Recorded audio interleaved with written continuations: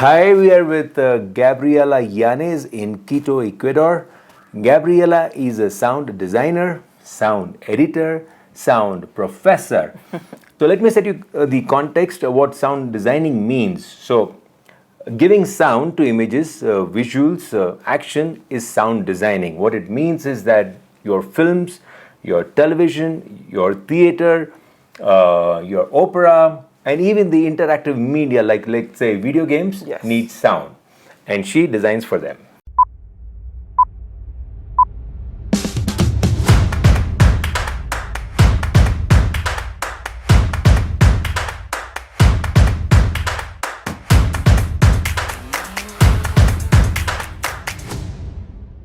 I'm going to read something which you said earlier.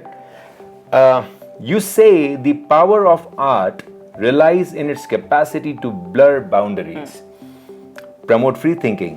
What does it mean? When you are being creative, you need to step out of all the things that you have been taught so you can be creative. You have to go out and see. So when you blur these boundaries, you have to question yourself. You have to question your culture, your language, the things you believe you know, the things that you do not know. So I think it's really important for you to be creative or to be sensitive, to be able to be open to everything, you know? So that's, for me, the only true way of like putting your spirit out in something meaningful. So, you know what? I am going to ask this question, and I have dealt with a lot of them. Most creative people think that training and forming a structure is at the cost of creativity. So, if they are trained to do something, they will lose their creativity. What is your take on this? Well, that's quite complicated because, like most of the artists I admire, they do not have this academic structure. It's even funny because I teach in an academic structure, you know. But I think that you could be quite successful as a creative person without going to college, say. No, but there can be only one John Mayer who dropped out of Berkeley to basically, become. Yeah, yes, but there can be only exactly. one. But most people, I think, need a structure, need training to do so. That's because a structure helps you with the tools. You Correct, know, correct. because like some people have this magic in their minds and their hands, and they just touch something and it becomes music. Like Correct. how? I don't know, but that's their gift, you know. But some other people need some more help with the tools, knowing what to do with things. And the more tools you have, the more you can put together. There are some people who are like just gifted enough to see everything as a tool. Some others, like me, we need some guidance to be able to know what the tools are, and then we with the tools. But you still need to know the tools. You still need to know the notes. Well, at this point, you will have to at some point. But the thing is that a structure is changing. I mean, like music has a structure. Yeah. So you want to make music, at some point you will need to know the structure of it. But there's so many awesome people who are not into the traditional kind of structures. So now people are learning on YouTube. There's lots of people who learn still from books, which is wonderful. Some people who just like discover things for themselves, but at some point they will have to relate it to some sort of a structure. And also the structure is the thing that allows us to communicate with each other without imposing us to the other, you know. A structure is important, but it should not be a limit for anything. As an average audience, what should I look at sound design that I know that this is a great work of an art? I mean, this is a beautiful piece of sound design. So maybe next time you go to the movies, try to think what kind of feelings you got from only the things you saw, and what kind of feelings you got from the sensation you got from listening to the piece. Imagine like, this is like a cliche, but imagine like a scary movie without the sound, without the Creaking. you're like, ah. But without it, you are not aware that something is going to happen. The thing with sound is that for it to be good, it should not be present. That's which is ironic, but that's what I tell my students. Like the moment you are paying attention to sound, saying like, wow, that song is so good, or like, wow, that sound is really creepy, then you are not doing it properly, because the audience should not be aware of sound. Sound should be like emotional. like somewhere in your gut that you don't know what's going on, but you just feel it. So that's kind of like the hard part of our job, that we need to be great, but we have to be really low key, really low key. So sound has to be subtle.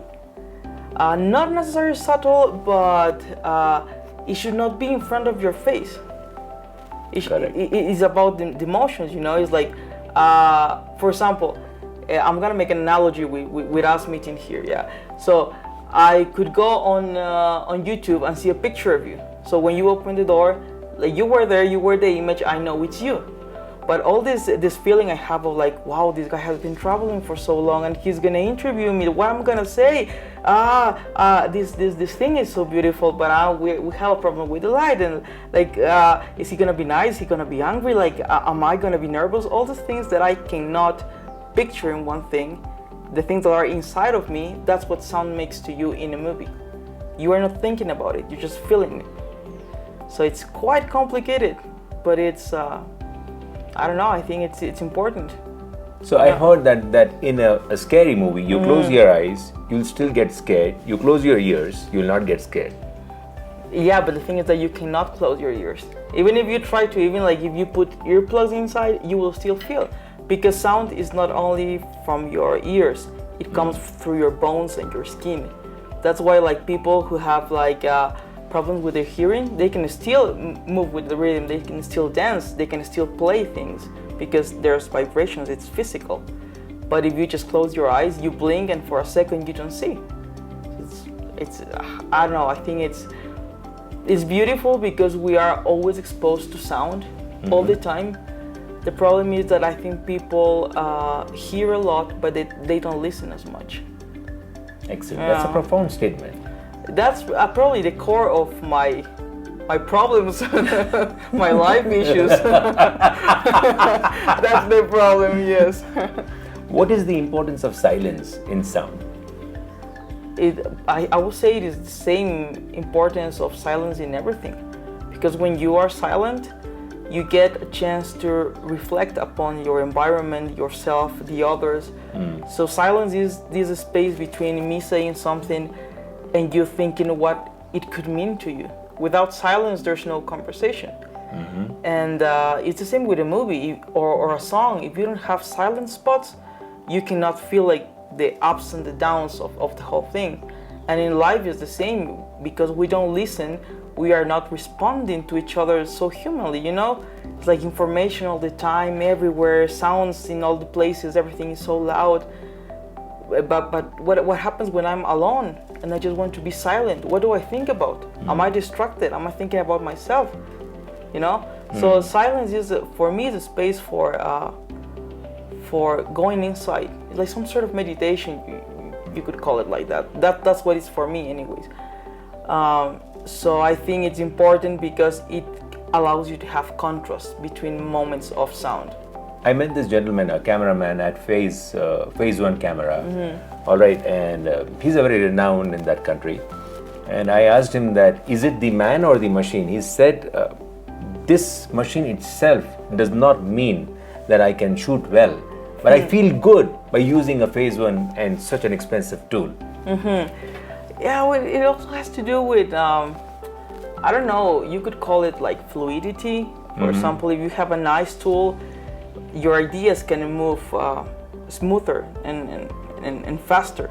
Correct. Like say that if you have like if you are doing pictures with your phone and your phone like gets frozen, you're gonna be like waiting for the next time where you can actually do the shot, you know. Correct. So it's a tool and it's nice that they work so well. But again, the ideas are in the person. So if you have this really beautiful vision of like that landscape, you should be able to take it with a camera, whether it's like a film camera or a digital camera, because you are the one putting in the right angle and giving it like the right meaning, you know. Correct. Yeah, so that's the way I feel anyways. Like maybe someone who is like really into robots and things would say like, no, machines are everything. But again, machines wouldn't exist if we hadn't thought of them. Common examples of timbre in voice are sounds that are piercing, resonant, light, flat, mellow, dark, or warm. I have no idea what all this means. What I'm trying to ask you is that, is there a way I can change my timbre to make it more effective, in the sense more breezy, let's say like sounding like Morgan Freeman, convincing enough? Well, I would think it'd be hard to be another Morgan Freeman. There's only one. And he's God, the voice of God, right? But the thing with timbre is like, I like that you brought up this, because one of my favorite subjects in class, because it's the hardest to get for most of the students. Correct. But it's quite beautiful as well, because timbre is like the unique sound of things. Correct. Yeah. So if you wanted to change your timbre, you could, I mean, you can fake different timbres. Like, I can make my voice change. Like, voice actors, they become children all of a sudden, you know? Correct. You could, but at some point, I think that the way your body is made, it will make you go back to your natural timbre. Otherwise, you will have to be faking all the time. And you can, but we could make it in computers. Yeah, that would be easier probably.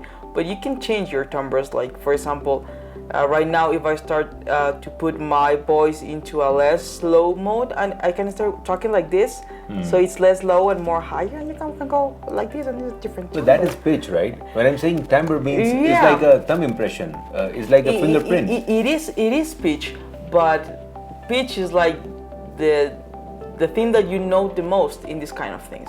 But if we could see like the way my voice is acting when I change pitch, somehow it does change the timbre as well. It is related, but there's this specific timbre of voice for each person, and maybe you could change it for real with an operation, you know, because if your body change physically, it will make you change. It's like what happens to guys when they come of age. Correct. Yeah. So maybe you know. I don't know. Correct. Now, what exactly is this playlist maker? Playlist maker is like the one thing that I love making, but I don't get paid for. You know. So I just listen to music all the time. I need to be listening to music all the time, and there's like this feeling I have for each kind of song. So I put it into a playlist.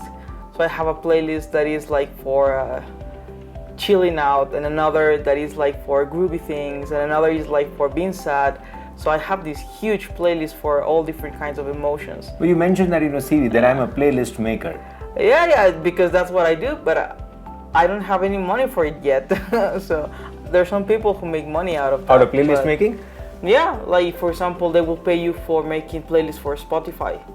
Say, so you are a person that knows so much about music that you can put together groups of music. But I just make it for myself.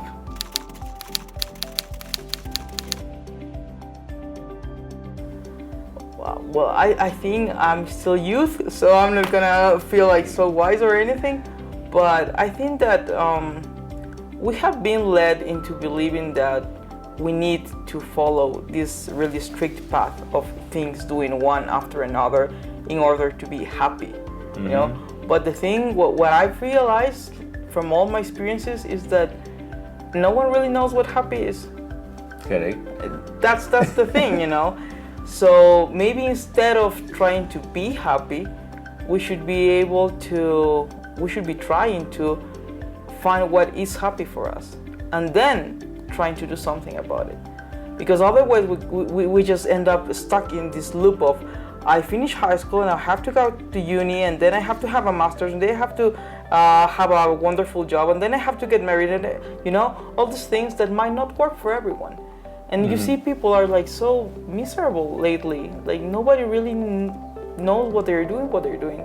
But the moment you find like a meaning, something that means life, you know, the meaning of life, that's the thing. The moment you find a meaning for life, maybe the whole structure falls apart. Going back to the topic of a structure. Correct. So if I could go back, like say 10 years ago, and give advice for myself, because I wouldn't know the rest of the youth, but if I could advise something to myself, I would probably say, think about yourself more than you think about others. That is true. Yeah. Because if you're happy with yourself, somehow truly happy with yourself, you might be able to just like push that into others, and it becomes this really beautiful chain of good things happening. But if you do not know what to do with your life, how on earth can you relate properly to other, you know? So you have Gaby here, who's a sound designer, who's a sound editor, sound professor, and now philosopher. No, Yeah. I wish. give me a break. But I wish.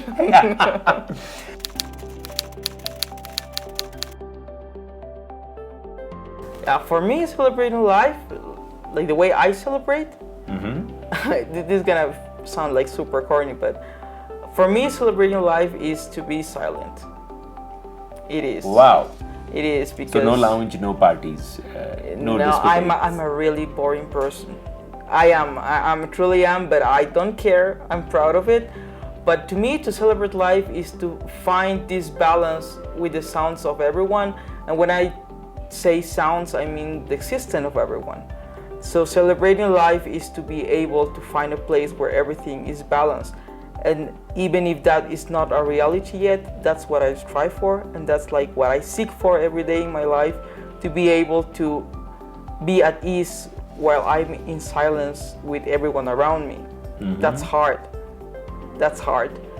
But the moment I find it, I will definitely be celebrating, and I will let you know. Yeah. So we have a saying in India, a sweet maker doesn't eat his own sweets. A sound designer prefers to remain silent. Irony. I'm all about irony. Yes. Yeah. Great. Such a pleasure meeting you, It's Gaby, my here. pleasure. Thank you you so for much for joining inviting us. me. Thank you so much indeed. Thank Bye. you.